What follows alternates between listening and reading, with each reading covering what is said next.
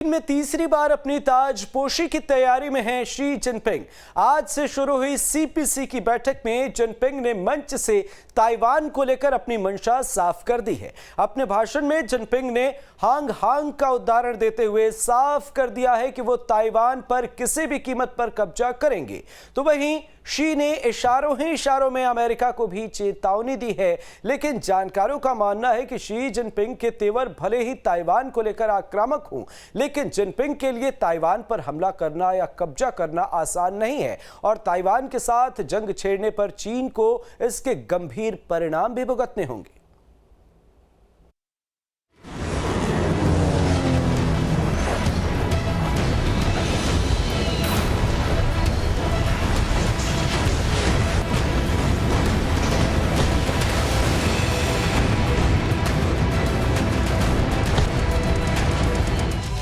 Jinping का ऐलान, Taiwan पर घमासान।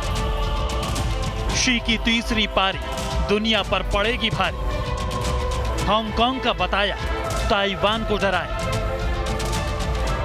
बीजिंग के Great Hall of the people में लगभग 2300 प्रतिनिधियों की तालियों की गड़गड़ाहट के साथ मंच पर आए शी जिनपिंग।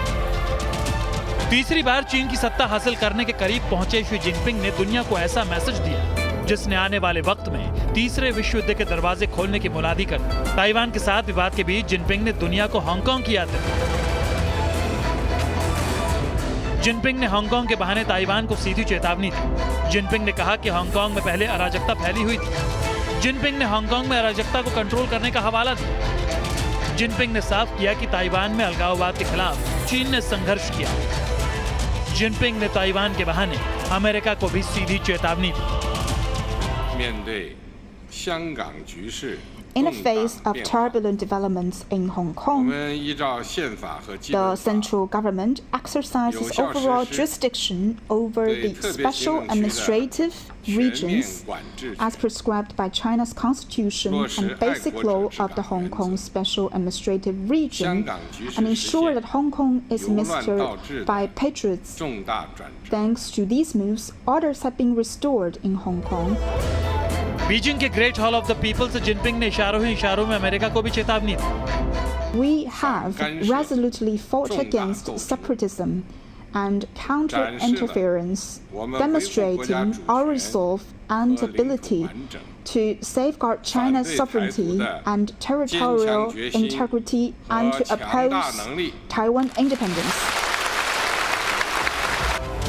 ताइवान को लेकर शी जिनपिंग की अकड़ और ये तेवर बता रहे हैं कि तीसरी बार चीन की बादशाहत मिलते ही वो कुछ ऐसा करने की तैयारी में हैं जिसकी कल्पना शायद खुद ताइवान, उसके साथ ही अमेरिका और पूरी दुनिया ने नहीं की। चीन ने 2019 में हांगकांग में उठी विरोध की लहर को बंदूक और बूट के जोर पर दबा दिया था। 2019 में कानून की वजह से हांगकांग में जबरदस्त प्रदर्शन हुए। ये कानून इस बात की इजाजत देता था कि मुकदमा चलाने के लिए हांगकांग के लोगों को चीन लाया जा सकता है। हालांकि बाद में इस कानून को वापस ले लिया गया। आपको बता दें कि हांगकांग और मकाऊ दोनों ही देशों पर चीन का कब्जा है, लेकिन समझौते के कारण राजनीतिक आजादी है। हालांकि चीन ने हांगकांग और मकाऊ की सरकारों में कम्युनिस्टों को बैठा दिया और हांगकांग और मकाऊ पर चीन अपने कानून थोपता रहता है और कुछ ऐसा ही वो ताइवान के साथ करना चाहता है।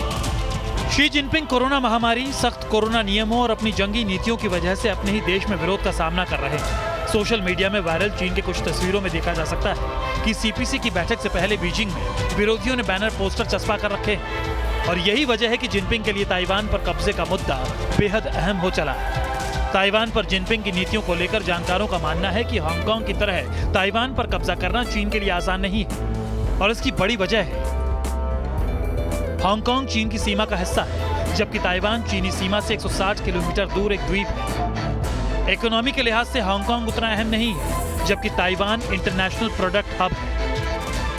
हांगकांग लंबे वक्त तक चीन से अलग नहीं रहा, जबकि ताइवान 75 साल से आजाद देश है।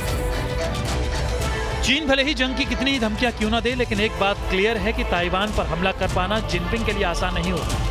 ताइवान की सेना भले ही चीन की सेना के आगे बौनी नजर आती हो, लेकिन उसके एडवांस्ड हथियार और डिफेंस मैकेनिज्म चीन के लिए काल बन सकते हैं और अमेरिका का सपोर्ट और उसकी ताकत रूस की तरह चीन को भी बड़ी चोट पहुंचाने की ताकत रखती है। Team news nation.